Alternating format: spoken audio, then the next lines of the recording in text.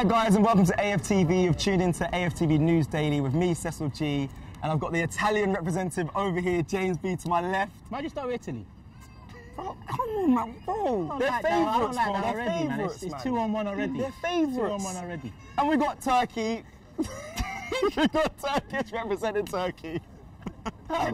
We got Turkey. Yeah, we got Turkey. Obviously, we're not here for the Euros just yet. We're going to talk about the news that have been going on around Arsenal, and the big news of the day is Kieran Tierney ready to sign a new contract. Yeah? Yeah? Being offered one. Actually, I'll probably look at my notes. Oh yeah, go on. We're freestyling here, guys. Here we go.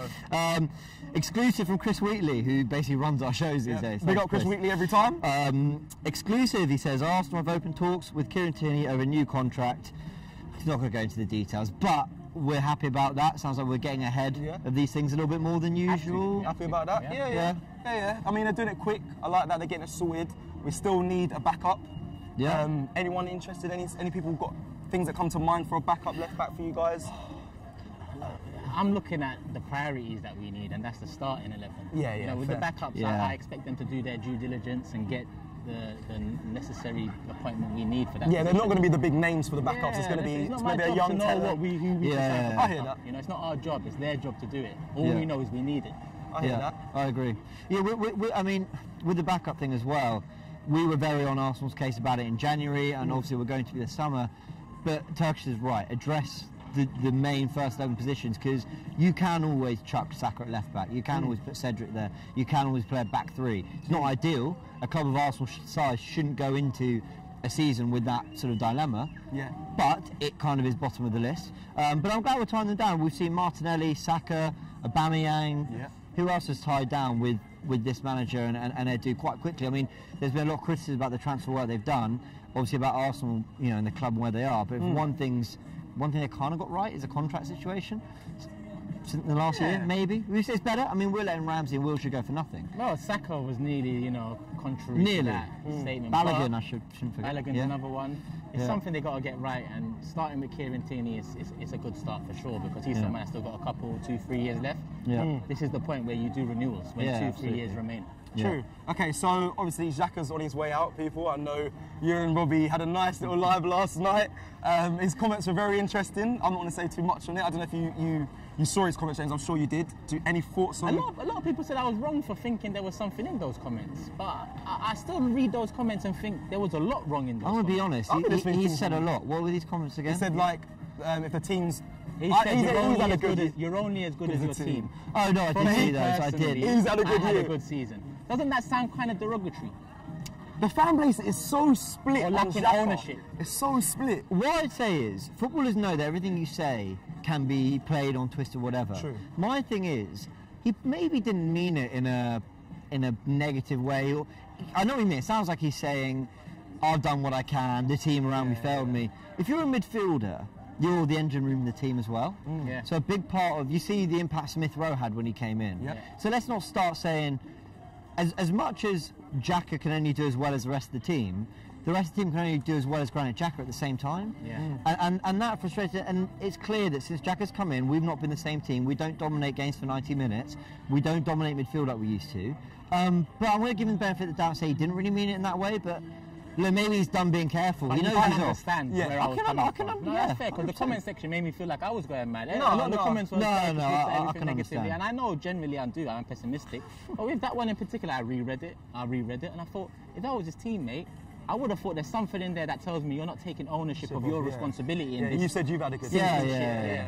I'm going to ask you, because I know Robbie asked Turkish this last night, what was Xhaka known for in the midfield? Was he a centre mid, a defensive centre mid? We can say a left back, a box to box. I just want to know what your or none of them. Or I think he was a position we actually, in fairness, didn't really use him much in, which is the holding midfielder in a midfield three. The best example is a Rodri. Except Rodri is infinitely better, quicker on the ball, sharper decisions, smarter in tackles. I think that's what Xhaka's meant to be. Put two fairly dynamic midfielders around him, more creative players, and he'll find him. He'll come, he'll get the ball off the defence, and at times he did that. But I just feel we're always looking. Was he a box to box? He was a holding midfielder against, alongside another immobile midfielder. And even if it wasn't an immobile midfielder, say it was an El Neni or a Torreira, they weren't creative enough. Jorginho is another example that he cut above, but it may be a similar ilk of what we thought he would have been. Yeah, it's a very good, and actually, we'll get into the Euro stuff later, but Jorginho will probably start as a holding midfielder for Italy tonight, and you'll see him doing that, but there's midfielders around him, dynamism around him, and that's where I do feel sorry for Xhaka in that maybe we didn't always give him the right players around him. Like, we started him in midfield with El Neni, who wasn't always the best on the ball in terms of making things happen in front of him, getting into pockets to pick up the ball. In fact, I think this season, maybe he looked his best because at times, Arteta, for everything that went wrong, he was very good at setting up the team to get into pockets, have his number 10s and midfielders coming in, getting those half spaces, and Xhaka did find them quite well. But we're scraping the barrel, and we're talking about finding pockets in midfielders. I'm glad you said it. That's your best. You know, he found number 10s. His game management also can be quite good as well. Like the way he buys fouls at times. When the team's in front, he can stop the play. That same method of buying fouls sometimes costs us and put us on the back foot because he doesn't get the foul because it's evident that and then they breaks down. They go on attack. There's a good player in Xhaka. Two performances here at Wembley. Chelsea 2017, Chelsea 2020, FA Cup finals. If you want to throw in the Community Shield against two decent sides, he's very good in those games too. What I would say is, I think he's got that sort of hard, composed, professional performance in him. We've seen it. It's led us to some trophies. But trophies, as much as I big them up above anything, they can distract from how well the team are actually doing, how good the team really are. And long time, over 38 games, we didn't get that from him. I wish him luck at Roma. He'll suit Serie A, he'll suit Mourinho. That's how I was going to end it. I was going to say, Xhaka, thank you for all it's worth, what you've done for the club. And honestly, I actually hope your career carries on and how he succeeds. He'll do well, at Roma. I think Mourinho's the right man for him. But as Xhaka exits, there's been word today, I don't know your thoughts on this, it's a bit of a weak source, but Donny van der Beek, Arsenal have made interest in signing. Would you be happy? I've actually not seen that one myself, but go on, would you? I don't mind Van der Beek. Listen, I'm a fan. I was about to say was because he hasn't had the greatest season, but last summer I would have gone for him. Same. Last summer it was the exact type. I would have preferred him over a war. Yeah. Wow. 100%. He's done a lot more to warrant his name and price tag than a war done, and he was worth less last summer. 40 million. We was being touted 60 million for a war. Yeah. In my honest opinion, Van der Beek would have brought exactly what we lacked in that first 6 months. Energy, creativity, pass and move, and all of that. I like him. As you said, energy, but very good on the ball, has got a goal in him. Yeah, I really like him. I think if you can pick someone up like that, you do it. I think he's almost the perfect partner for a Thomas Partey. Yeah. Whether we do it. We've also been linked with Manuel Locatelli. Yeah, we have. Good player. One more time. Manuel Locatelli. Do you know what? I'm going to enjoy it. Get used to this, because... I'm going to enjoy it because I can't roll my R's. So names like Locatelli I can smash. You love that. But you give me... I can't even think... what's her name? What's an Italian... I can't even think... Bernardeschi. Oh, okay. But I'd say Bernadette... I can't roll my R's. What about Del Vecchio? Del Vecchio. Okay, but that's just the R. It's the R I can't do. All right, let's explain to us this player that we're linked to, because I actually don't know much of him. Tall, kind of rangy central midfielder. I think he's more of a holding midfielder, but can play box to box. Good on the ball, looks after. He's nice. I mean, what we're saying Xhaka is, I think he's a level above. He's an upgrade on that. That's kind of what he is. So depends how you'd want to use Partey. Does he move the ball fast? Because with Xhaka, I think he does. He can do defensive stuff well in that midfield, but I think it's when we're trying to get on the attack. For me, he slows it down. I don't know if that's the midfield I want. Obviously, is Basuma, and I feel like he can break play up and get it forward. If not, Partey. I don't think he's I think he can put a tackle in. I don't think he's a. You look at Basuma, very Kante-esque, the way he's everywhere, getting the tackle that you think he's gone past him. No, he recovers. I don't think he's necessarily that. I think he's very good on the ball. I think he's tenacious enough. Quick on the ball. That's always about the team in the league as well. So I can't really say for sure. Yeah. But I like him, and he's got plaudits over the last couple of years for the work he's been doing. Was he 22, 23 maybe? I think. Don't hold me to that. He's around that. You know, he's good. He's a good age, good profile. I like him. You don't even have Barella as well. He's another Barella. Player. Do you know Italy got a lot of them? You're bigging up the. Then also in my research.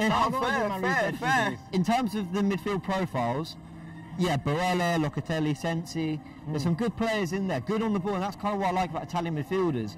They do well to target the Serie A market. You see Inter Milan having to sell after winning the title. Yeah. Like they're struggling. So I think they do well to look at that market. But the Italian market can be hit and miss. Do you remember Aquilani when he came to Liverpool? Yeah, I do actually.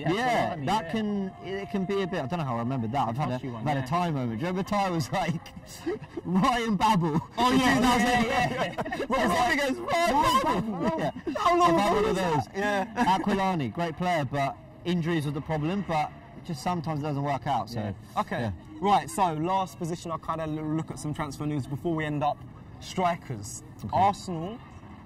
Again, and that might be a weak source, have been linked with Tammy Abraham. Have we? Yeah. So I've just been on the Italy hype all day. Yeah. I'm not even. Tammy, what, you want to be happy? Do you know what? I'm not a big fan. I've got to say. Okay. He's all right. There's not a big market right now for strikers, then though, guys. Wait. Yeah. We've given contracts out in a panic station mode. Yeah. And it's cost us. Yeah, if there's not the ideal type of striker we need this summer, then get him next summer. So if Lacazette goes, Tammy Abraham's available. If you can't find a striker to replace Lacazette this summer, then you let Lacazette run down his contract and you get that striker next summer. Okay, so you're saying if Lacazette, he leaves, we put Balogun in again. Is that what you're going to say? Yeah. Promote the youth, maybe a Aubameyang with him, and then wait till the next when the window opens. This season, we're not exactly going to start, pulling up trees. It's going to be another season of transition and change and all. I want to say nice positive start, but you're right. I've got to be real. I think it's going to be a slow start. Chelsea just won the Champions League without an out-and-out goal scorer. I hate to say it, but they did. With Timo Werner, yes, doing a job in terms of running behind, but the point I'm trying to make is, I think for all Lacazette and Aubameyang's criticisms and hot and cold form over the last year, they can more than do a job. So for me, there's no point spending 40 million, whether it's going to be on Abraham. Yeah. When he's not a guarantee. If you're going to get someone who you know is going to bang goals, he's that Aguero signing 2012, he's that Suarez in 2013 for Liverpool. Actually, it was earlier, 2010 for Liverpool. When it's that kind of striker, fine, you do it, and you maybe even pay 50 or 60. But if you're not guaranteed to be upgrading what you got, and I like Abraham, but I'm not sure, just stick with what you got. I hear that. Here's my thing. Right now, where the club's at, where the position we're in, I think Tammy Abraham would fit in. I don't think the players that we can attract in that position right now will come to Arsenal. I think Tammy Abraham, if we put enough money forward, I think we would. I know you could say probably not the one you want, but for me, I think. But my thing is, what is he? Is he does he hold up the ball? I think he's a hybrid. These new young strikers are like hybrids. He can hold up the ball. He's got good feet. He's powerful. He's okay. He can offer something different. No, I like him. I'm not trying to diss Tammy Abraham. Yeah, he's okay. He's okay. But right now, where are the clubs at? I mean, we're not looking. No, that's why we need to our standards. Look, big up Tammy Abraham, Champions League winner with Chelsea. He made it through an academy that notoriously doesn't promote young players, doesn't promote young strikers especially. So massive credit to him for what he's done. He's a good player. He's had England caps. Good on him. He's a very good player. I think he can be a very good player.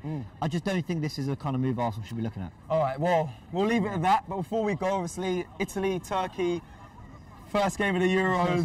It's about today. I mean, we just saw a guy before this all started. Before we started filming, there was a guy that he come up and he said, "Kroenke out and all this," and we lost out on Buendia. Keep doing these shows because we don't want to feel like we're going insane that are watching the shows. And I feel like that sometimes. Sometimes we're talking to you guys, and I feel like, am I going mad? Same what you said about Xhaka. You're like, am I going mad? But no, we're all in it together. We're all in it together. We can take our mind kind of off Arsenal for a little piece while the Euro starts. But good luck to both of your teams. Who's going to win? I'm going 2-1 Turkey. All right, well, his prediction? 2-0 Italy. I would say good luck, but that's all you're going to get. That's all he's going to get. Hey, listen, thank you for watching AFTV Daily News. We'll be back very soon. There, see that fake 1 star they've had to draw on? Yeah. We'll catch you back next time. Thank you for watching.